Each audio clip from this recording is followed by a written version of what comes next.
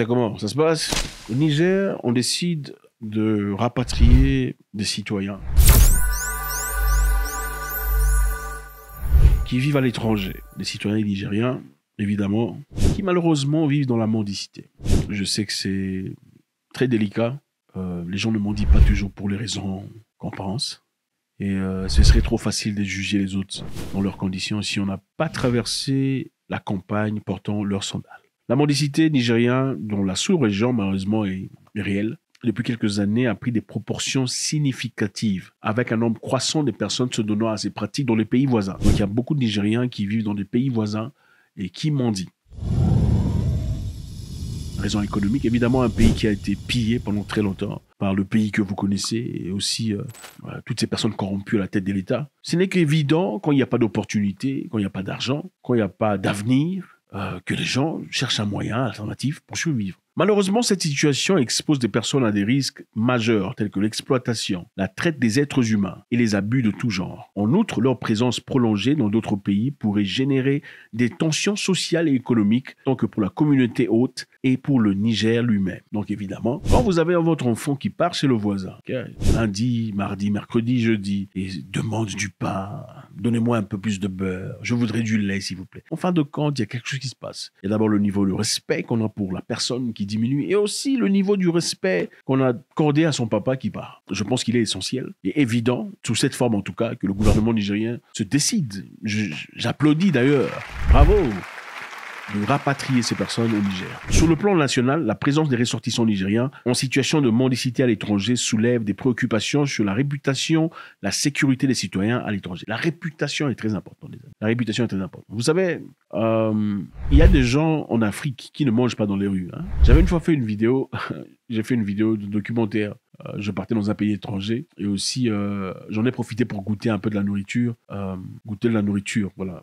C'était dans la rue. Et j'ai vu des commentaires des gens venant de ce pays précis qui disent « Pourquoi vous mangez dans les rues ?» C'est leur dignité. Pour eux, la dignité fait aussi partie de ces choses qui ne vous poussent pas à manger dans les rues. Okay? La dignité est importante. On ne peut pas avoir un peuple qui est connu pour quelque histoire qui n'est pas respectée. La danse, ce n'est pas beau. La mendicité, ce n'est pas beau. L'ivrognerie, ce n'est pas beau. Je pense qu'il est très spécial. C'est une chose à louer venant des dirigeants nigériens qui sont assez jeunes, en tout cas jeunes au gouvernement, de rapatrier ces personnes chez eux. Je pense que c'est important. Parce qu'il y a aussi les réseaux, à part, évidemment, ceux qui sont dans les rues parce qu'ils ont faim. Il y a aussi ceux qui sont dans les rues parce que c'est un réseau criminel. Pendant que je faisais mes plusieurs voyages en Ouganda, filmant un programme pour Netflix, j'ai aussi pris le temps pour pouvoir donner, parce que c'est dans mes habitudes, de partager à manger, de donner aux enfants dans les rues, tout ça. On achèterait à manger pour aller distribuer de l'argent, tout ça. Et une personne me dira, un Ougandais, une Ougandaise d'ailleurs, qui me dira, il faut faire très attention, tu sais, parce que ces enfants que tu suis là n'ont pas de difficultés. Ils n'ont pas de problème d'argent. En réalité, ils sont là parce qu'ils font partie d'un réseau bien spécifique. Le réseau est très clair. Ils mendient pendant la journée et le soir, ils rentrent chez une personne à qui ils versent l'argent. J'ai dit, ah bon, j'étais surpris. J'étais très surpris. Donc, il y a des gens en haut, quelque part, qui se font de l'argent à travers ces enfants qui sont dans les rues. Incroyable, n'est-ce pas? Mais ceci m'encourage parce que ça me fait penser aussi à l'Éthiopie, qui récemment a rapatrié beaucoup de ses citoyens qui vivent dans les Moyen-Orient. Okay? La plupart des Éthiopiens, surtout les femmes, vont au Moyen-Orient pour aller se chercher une vie, pour aller travailler comme helper ou domestic worker, domestique, si vous préférez, et se font assez d'argent par rapport à ce qu'elles gagneraient en Éthiopie. C'est beaucoup d'argent. Okay? En réalité, on a pu réaliser que l'argent se ferait, certaines de ces femmes, dans les Moyen-Orient, et beaucoup plus que le salaire normal d'un médecin au Kenya ou en Éthiopie. Donc, si on a qui sont assez braves, qui veulent prendre le risque, certaines évidemment préféraient aller travailler là-bas, malgré les difficultés qu'elles encourent, que de rester au Kenya ou en Éthiopie pour vivre dans des conditions les plus déplorables. Mais le gouvernement éthiopien a quand même décidé d'envoyer un avion, plusieurs avions d'ailleurs, pour rapatrier ces populations, leur accorder d'abord un centre d'arrivée en Éthiopie, à Addis Abeba pendant quelque temps, leur donner de l'argent pour commencer quelque chose et se faire une vie. Le gouvernement éthiopien a donné de l'argent pour se faire une vie. Est-ce que le gouvernement nigérien a prévu un budget pour aider ces personnes qui rentrent au Niger pour travailler?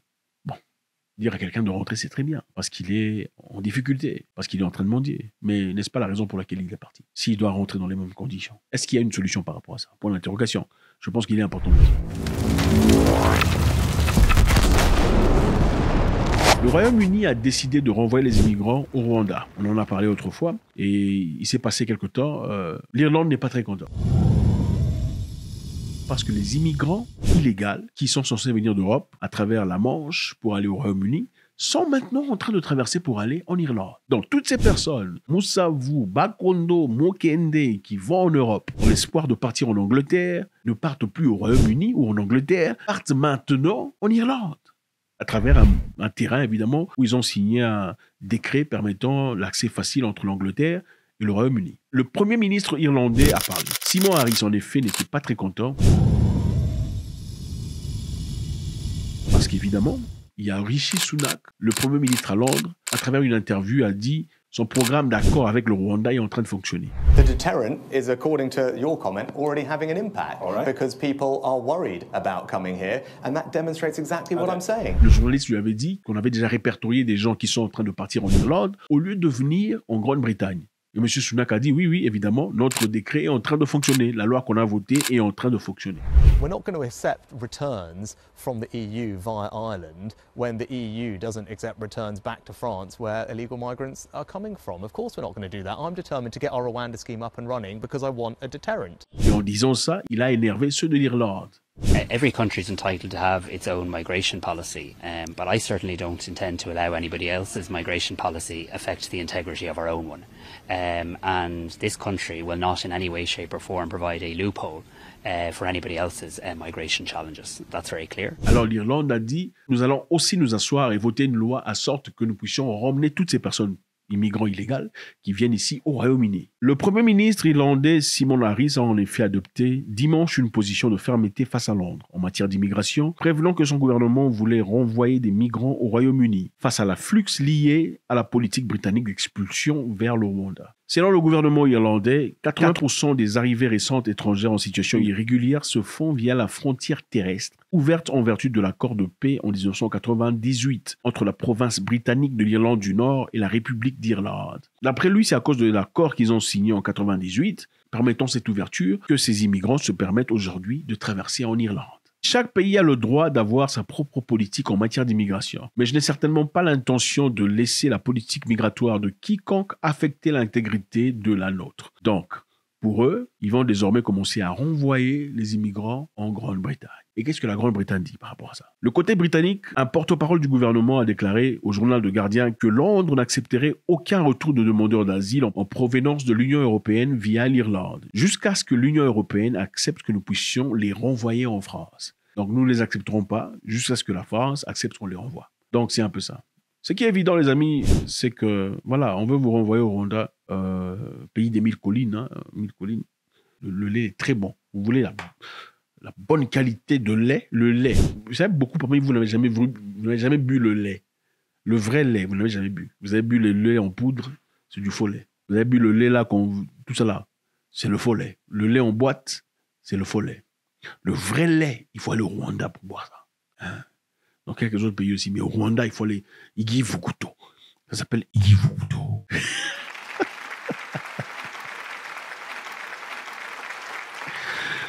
Voilà. Donc, il y a aussi des très jolies femmes. Les rues sont très propres. Okay? 1000 collines, c'est vert. Vous serez bien. La sécurité, vous pouvez envoyer votre petite soeur ou votre petite fille de 12 ans aller acheter du sucre à 3 heures du matin sans avoir à s'inquiéter. Elle va rentrer. Personne ne va la toucher. Donc, on va vous renvoyer au Rwanda. Vous allez vous faire une vie là-bas. Mais là-bas, il faut payer les taxes. Hein, ça rigole pas. Il faut payer les taxes. Il n'y a pas que je travaille dans un foot. Tout le monde paye les taxes. Et les assurances, c'est tout le bazar.